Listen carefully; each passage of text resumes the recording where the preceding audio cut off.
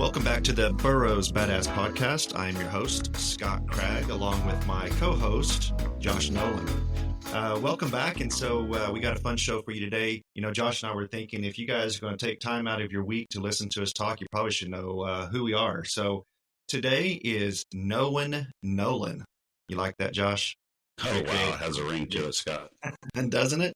So I told Josh before we started recording that I was going to kind of set this up a little bit interview style. So we're going to interview Josh, get to know a little bit more about him, just where he came from and a little bit of his journey and what brought him into the post frame profession and then what brought him to Burroughs. And then round this out with, you know, how Josh is here to not only help you, but to help Burroughs grow as a company. So just hang with us here. We're going to riff a little bit, and this is going to be a free flow discussion. So, all right, you ready, Josh? I'm ready. All right, man. Where are you from? I'm from a little bitty town in central Illinois, and it was called Hammond, Illinois. So it's a little bitty town between Decatur and Champaign. There is depending on who I'm talking to, there's a very, very large Amish settlement there in Arthur, which is just a few minutes down the road. And many of you know there are a lot of Amish in our industry, so I have some stories I can relate to those guys with whenever I'm talking with them. There you go. So what is Hammond, Illinois known for? Oh, and here's the thing. Is it Illinois or Illinois? Or does it depend on where you're at from in the country? It's always Illinois, but yeah, it's kind of interesting it's kind of funny when people say Illinois, but yeah, it is Illinois. And to answer your first question, what is Hammond known for? Absolutely nothing. Literally 600 people, farm community, you know, out in the middle of nowhere. It's all the kids growing up there want to do is get out. How do I get out of here? I resemble that remark. Now, I wouldn't say Muskogee's not known for anything. I mean, we have a famous country song about us, right? Like, Oak, you from Muskogee. So, but yeah, a lot of people that grew up here would say the same thing, which is just looking for a reason to get out. So, Hammond, Illinois, and I assume when did you leave Hammond? So, yeah, moved to Champaign and as soon as I could, you know, right at 18, and started out just trying to figure out things, started taking some college up there at Parkland College and studying business and, you know, working full time. I've always worked throughout high school, work. And it wasn't long after that, maybe a year or two later, I started working for a local farm co-op in the summertime, and they were hiring for post frame builders. I had no idea what a post frame. I mean, I knew what a farm shop was, but I mean, yeah, I was handy and willing to work and put my head down. So they hired me, and wow, was that an experience? A massive education in a short amount of time, right? Yeah, I mean, I think some people are going to cringe a little bit when I say this, but it's going to be very relatable to a lot of young contractors in the post frame business. And I remember my first day on the job, they were running purlins on a building, and so the trusses were 8 foot apart, and yeah, we one guy's handing up purlins and you're pulling them up, and then, you know, you're driving 60D nails in, and I'm sure I wish I had a video of what it was like for me driving my first few 60Ds in. But I also remember standing up and walking up the purlins after they were nailed on my first day. And I was like, looking back, I'm like, I'm surprised I'm still alive, really. Just that was just stupid, but that's what they did. So to be honest, did you ever have any competitions, see who could drive a nail in the fastest and the fewest number of swings? Oh, all the time. Yeah, you had to have some fun out in the middle of nowhere, putting these large buildings up. And, you know, we would always race up who could get their row up first and things of that nature. I was pretty darn good at it in my prime, but, yeah, I couldn't do it now. I lost my hand for sure. I hate to admit it, but I agree. It's like the older you get, it's like, man, you know, it's age sneaks up on you. In my mind, I'm still 25, but my body says, no, you're not. So yeah, 100%. If we were rolling video, I would show you my hammer. I kept my last hammer that I ever used, and It's in really bad shape, but I still have it. It was a 28-ounce Estwing hammer, Oh and yeah, I still own it. that's fantastic. Okay, so got exposed to post frame construction, did that for a while, and then what? Where did you go from working for someone? What? Tell us what happened then. So after about 10 cold Illinois winters, and literally putting myself through hell, um, out there working every winter and say, I've got to get out of here. I've got to stop doing this. I want to stay in this industry, but I need to do something different. And an opportunity came up to go to work for McElroy Metal, and they hired me, and I went to work for their Clinton location, worked there. I ran their service center for probably, I don't know, 3 years, and then moved to Columbia, Missouri, for them in outside sales, and I covered all of Missouri and all of Kansas was my territory. Okay. So was running pretty hard for those guys out there, just trying to promote steel, promote the industry, roofing, metal roofing, all that fun stuff. But, Scott, it was during that time where I really was kind of at a point in my life where I loved the company I was working for. McElroy's a great company. But it was just like, I missed the building side. I find myself driving, all over the countryside and, going to call on lumber yards and just admiring buildings. And so I wanted to eventually find my way back. And I didn't know at that point what it was going to look like. But I happened to run into a company over in Kansas called QSI, Quality Structures Incorporated. And I built a pretty darn good relationship with the owner over there. And they were at a point where they were looking to bring in a sales manager. And so they brought me in, and after much consideration on my part, I decided, yes, this is what I want to do, and relocated the family to Kansas City at that point. And yeah, spent the next 10 years there. That was a great experience. Okay. So doing the math, we're up to 23 years, if my math is right, based on what you said. So Yeah. 23 years in the post frame construction. So started out as a crewman.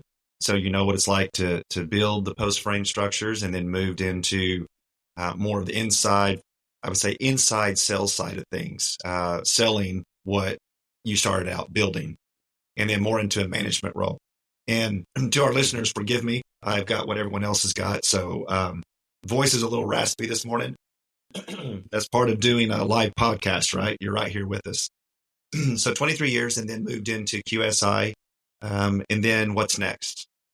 Yeah, Where do so we I end was there, up? and QSI. we grew the business, multiple locations, branches. I learned there, a lot about not only managing a team, but growing a company, right? What it takes to grow a company, and what that looks like through all aspects of the business. And so that really was probably, I would say, the biggest part of my foundation was being able to work over there and learn and lead and just understand what it takes to grow a small to mid-sized business to a large company. And, so anyway, longer story shorter, they were bought out, and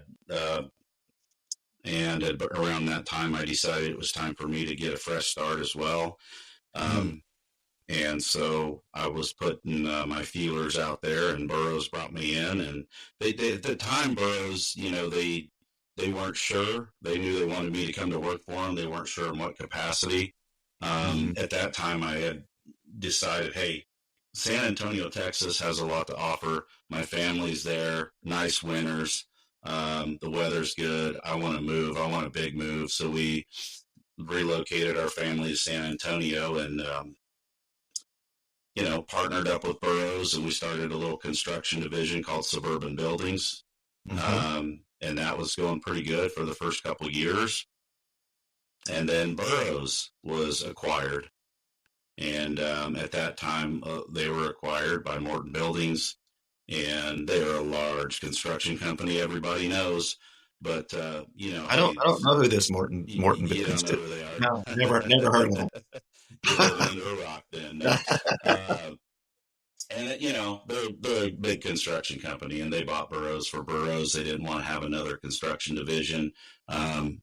Again, I was faced with, hey, we want Josh Nowlin to work for us, but what do you want to do? And they, at that time, asked me to join the leadership team at Burrows, and were gracious enough not to ask me to relocate again, which is good because that was kind of part of that negotiation process to come to work. And it's just a good fit for me here at Burrows because we work with so many small to mid-size post frame businesses, and I know exactly where they're at. And when we're talking to a new client at Burrows or a potential new client, it's like, we're going to take you right where you're at. We can meet you where you're at. If you want to grow, we can help. We can talk about helping you grow. If you are just content with where you're at, you might just need to refine some processes, or you're like, what's the best way to schedule, our building deliveries and our crews and stuff like that. Because of our experience combined between not just myself, but the other leaders in the company, we bring a lot of experience from construction companies and in the post frame industry. And so we have a lot of advice to give. We have a lot of good information and tidbits to share with our customers. Yeah. That's so important since I joined the team, and we'll have another session where I kind of give a little bit of my background so our listeners get to know a little bit about Scott Cragg. But, that's one of the things that I've noticed is we're not a company who just tells you what to do. We've got a tremendous amount of experience. Like you, Josh, you started building these before you went into sales and leadership. We got a lot of great people on our team that have a lot of experience building post frame. So I think for our listeners, we've been in the trenches with you. I was in construction. I've swung a hammer. So I've been there, done that, and I think that's really valuable. Again, through this podcast and through doing this interview with you, we want our listeners to know, our clients, our customers that we value.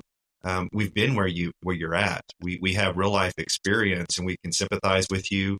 We learned our lessons, like I'm sure you have, and there's probably many things that our listeners could teach us.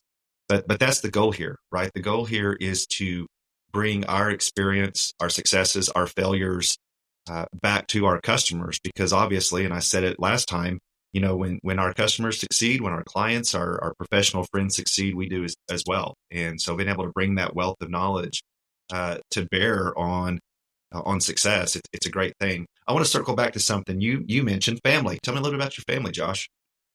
Yes, I have I was going to say a large family, but I know people with much bigger families. My wife and I have been married since 2003. So we have 4 children together. And so we have Nicholas, he's 26 years old. And then we have 3 daughters. They're all about to have birthdays. So they're going to be turning 21, 17, and 12. And, oh, wow. I'm very family focused. Just love spending time with my family. Love being a part of what they're a part of, and love coaching and just being present for the family. So yeah, it's good. It's good. Yeah. I'm in a good spot for that. And something else, I'm going to put you on the spot. Again, this is a free flow here, but I think you also go a little above and beyond with your family, and you guys open your home up to. Tell us about that a little bit. Well, over the years we've been a part of an exchange student program, and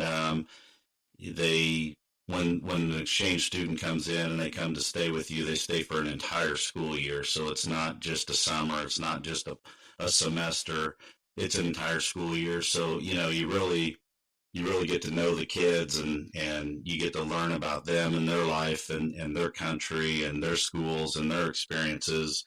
And we really feel that that's provided us with, our children with some insight around the world. And, we were lucky enough to get to go visit a few of them last year. And even this year, we've got 2, first ever, we've had hosted 2 children at one time. So, and they're typically high school age when you get 16 or 17. Yeah. So yeah, we have 3 high schoolers in our house right now, and for about another 4 weeks, and then they're going to be heading back to Germany and Italy. Wow.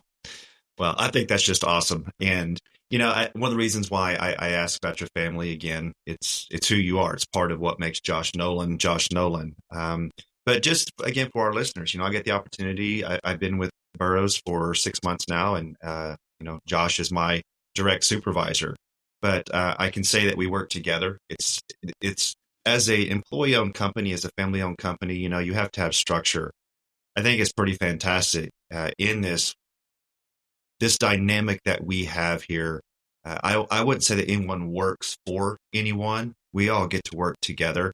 And what Josh said about his family and his priorities with his family and bringing the exchange student, I would say it really relates to us here. He cares. He does a lot of things to go above and beyond, not only for those of us who are his team, but I get to watch him go above and beyond for you, our clients. There's when you're managing a business, and again, this, you are all business owners listening to us. Managing a business, there's a lot of complexities to that. There's that fine line between being profitable, having great business practices, making sure that orders are fulfilled correctly, and customer service. And sometimes trying to make all of that work together in a cohesive way and communicate that well can be a little bit of a tightrope walk. And I just wanted, from my personal perspective and sharing that with our listeners, Josh, you're a great guy to know. I consider you a professional friend, and I see how hard you work for us, and I see how hard you work for our customers. And a large part of that, they probably never see everything that goes on behind the scenes, all of the strategy, the planning, trying to think through, decisions that we have to make as a company. How is that going to affect our customers? And so I just, not trying to prop you up too much, but just also being very, very transparent with our customers, because I want them to value who you are and what you bring to Burrows. You're a strategic part and a valuable part of this organization and this team. So I just want you to know, from me to you, I really, really appreciate that. Yeah, thanks for that, Scott. No, I will. You said it right. I will do, anything I can for our clients, and I've been known to help out quite a bit, especially if they reach out to me directly, which they always can, and we can talk. And some of them do. Some of our clients do reach out to me, and we strategize on things. And just I'll give any information I can give. It is important to me that we grow organically through our clients, and we help them reach their goals. And I'm also an advocate for the industry, as you know. So yes, yeah. We talked about that last time. Your membership in the NFBA, I believe, if I remember correctly, next year, president of the NFBA. 2 years, yeah. 2 years. All right. So 2 years from now, we'll be calling you Mr. President. Oh yes, Josh Nowlin. Yeah. So I don't know if I'll have a theme song for you or not, but I'm sure we can figure something out. You got to make it fun. I mean, if you're president, you got to enjoy it, right? You got to milk it for all it's worth. Make Barndo's great again, baby. Hey. I'm sensing a T-shirt there. Make Barndo's great again. We got to figure the acronyms don't work. You got MAGA, you got all the other ones. MBGA, that doesn't work. We'll work on that. We'll come up with something. So, well, as we bring this podcast to a close, again, I just want to encourage our listeners, our valued customers, that while we're a big organization, and while some of the decisions that we make don't always initially make sense to you, whether it's a price increase, whether it's a product change, I just want you to know, I can't stress this enough, we don't make decisions haphazardly. We don't make decisions from a place of leadership that doesn't understand the industry. I can assure you, our leadership has been in this industry, whether owning our own companies, whether starting on the ground floor, working our way up. We do, to the best of our abilities, have a finger on the pulse of what's going on. Josh being able to be part of the NFBA, that's a huge benefit to a finger on the pulse of the industry. And we do all this, obviously, number one, because we want to enjoy what we individually do as a career. Number two is to be able to be part of a company like Burrow's, in a sister company of a much bigger company. Sometimes it can maybe feel like we are being dictated to, or some of what we are doing does not put you, our listeners, our customers first. But I want you to know that's not the case. Josh is dedicated to our customers. He's dedicated to your success, and to the very best of our ability, we try to communicate that, written, in writing, verbally, and in this podcast. And so I'm hoping, our hope around this podcast is to be informative, collaborative, fun, and I hope taking, we're at 21 minutes here right now. I hope this has given you some new insight into Josh Nowlin, giving some insight into Burrow's Supply, and it makes you feel more part of the Burrow's family. So as we wrap this up, Josh, any parting thoughts, any embarrassing moments that you want to share? I'm not going to share any embarrassing moments, although you might. But no, we're just coming off, the Dallas Build Show, and it was great being there, interacting with some customers and potential customers, and having some of those very conversations that we've been talking about business building. And that's just, it's important, and it's kind of energizing to go out and do that. And I'm just want everybody to know I'm here if they want to have a discussion. Of course, we've got Scott too, brings tons of knowledge to the table. So feel free to reach out to either of us if you want to talk strategize or talk business. 100%. We love to do that. So we're going to wrap this up. One last thing. You mentioned the Dallas show.